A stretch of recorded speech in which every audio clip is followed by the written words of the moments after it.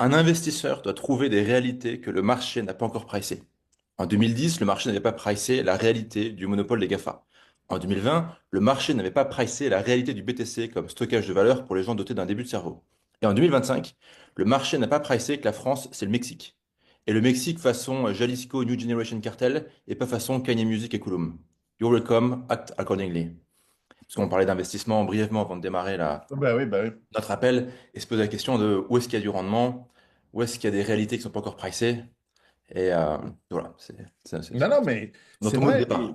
Et même quand je bossais dans les dot-com ou dans les logiciels et tout, on disait toujours, alors c'est une manière de parler, mais si tu n'avais pas une technologie qui était disruptive, qui te permettait de faire x10 en termes pour le client final d'économie, de prix, d'avantages compétitifs ou de toutes sortes de plus, si tu n'avais pas quelque chose de disruptif, bah, personne n'allait investir parce qu'il fallait vraiment investir dans le futur.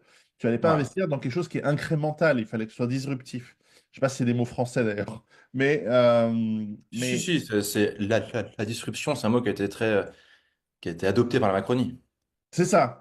La Stop Et donc, Nation. dans la startup Ah, nation, tu dois faire des trucs x10. Alors, il faut que tu aies des gens qui aient des QI sensiblement supérieurs. Il faut que tu aies une éducation qui soit incroyablement supérieure. Tout ce qui se fait en France, n'est-ce pas? bah, en fait, il y a un message positif quand même pour la France. C'est la France fournit, enfin, la France crée deux cohortes intéressantes de gens. La première cohorte, c'est, on va dire, paradoxalement, les fonctionnaires en première ligne, genre flics, pompiers, médecins, en première ligne pour des trucs réels, hein, pas pour Mhm. tu vois, de la paperasse ou des quotas, machin. Vraiment, des mecs en première ligne en confrontation avec le réel, qui sont payés 1600 balles par mois et qui tiennent, et qui sont pas complètement corrompus.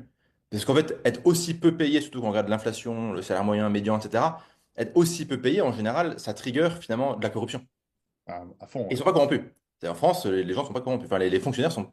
Il y a très peu de corruption des fonctionnaires en première ligne. Alors pour ce qui est de la très haute fonction publique, ça j'en sais rien, je m'aventure pas là-dedans. Voilà, donc première cohorte, ça. La deuxième cohorte, la France produit quand même tous les ans, je sais pas, 5000 top ingénieurs, euh, 3-4 000 commerciaux corrects. On va dire les commerciaux, c'est un peu tout ce qui est un peu grande école de commerce, etc. C'est plus des gens à capacité analytique, ok? Plus que des commerciaux, c'est des gens à capacité analytique pour faire du travail cognitif. Tout à fait. On produit finalement pas mal de médecins aussi. Alors, ils sont un peu dogmatiques, mais bon, quand tu as un fémur de pété, tu es quand même content qu'ils soient là. Euh, et c'est vrai qu'on fournit quand même, de fait, c'est qu'on crée quand même tous les ans, je dirais, c'est cette couche de mecs vachement productifs, utiles, à haute capacité, haute compétence. Et en même temps, on a cette layer, c'est cette couche basse, quelque part, basse parce qu'en fait, ils sont un peu écrasés en bas de la pyramide, malgré eux, quoi, de fonctionnaires en première ligne, qui font que ça lâche pas. Et donc, en fait, avec quelques corrections institutionnelles, le pays n'est pas foutu. Je suis pas ultra optimiste, mais le pays n'est pas foutu. Euh, et donc voilà, c'est un peu le message positif. Oui, ça me rappelle furieusement ce qu'on n'avait pas vu parce que moi j'étais jeune, mais ça me rappelle un peu l'Union soviétique, c'est-à-dire qu'il y avait une caste de gens, à l'époque on s'en rendait pas compte, mais il y avait une caste de gens extrêmement bien éduqués, enfin la masse était assez bien éduquée par Ouais. rapport à l'Occident, mais il y avait une caste d'ingénieurs, de techniciens qu'on voit encore dans l'armement, dans la technologie de pointe, etc., encore aujourd'hui, être parmi les meilleurs du monde.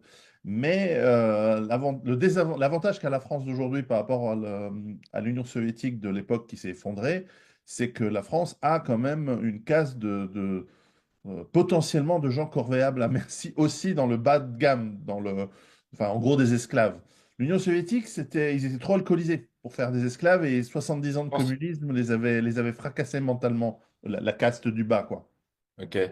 Après, c'est vrai que ce qui est marrant dans l'Union soviétique, c'est ce qui marchait vachement bien dans l'Union soviétique, c'est tout ce qui avait les mécanismes de la concurrence. Parce que tu voulais avoir un bon poste au parti, un bon poste à l'usine ou un bon poste à l'université, c'était concurrentiel. Parce qu'il fallait être bon, il fallait académiquement être fort, il fallait passer des concours, des examens, machin. Et donc en fait, dans les mécanismes, enfin, là où ils ont introduit les mécanismes de la concurrence, ça marchait très bien. Et quand ils étaient en concurrence sur certains sujets avec les Américains, bon, mine de rien, ils ont tenu assez longtemps. Mm. Ils ont tenu longtemps. Enfin, pour un système qui était à ce point-là déficient et absurde, ils ont tenu vachement longtemps, en fait. Ouais. Ouais, ouais. Donc en fait, c'est amusant de voir comment, toi, comment l'introduction de mécanismes concurrentiels sans passer par finalement la logique du marché, du capitalisme et des prix, finalement peut faire perdurer un peu le truc un peu plus longtemps et quand même produire du capital humain ou du capital tout court, capital au sens de l'appareil productif ouais, qui tourne, quoi.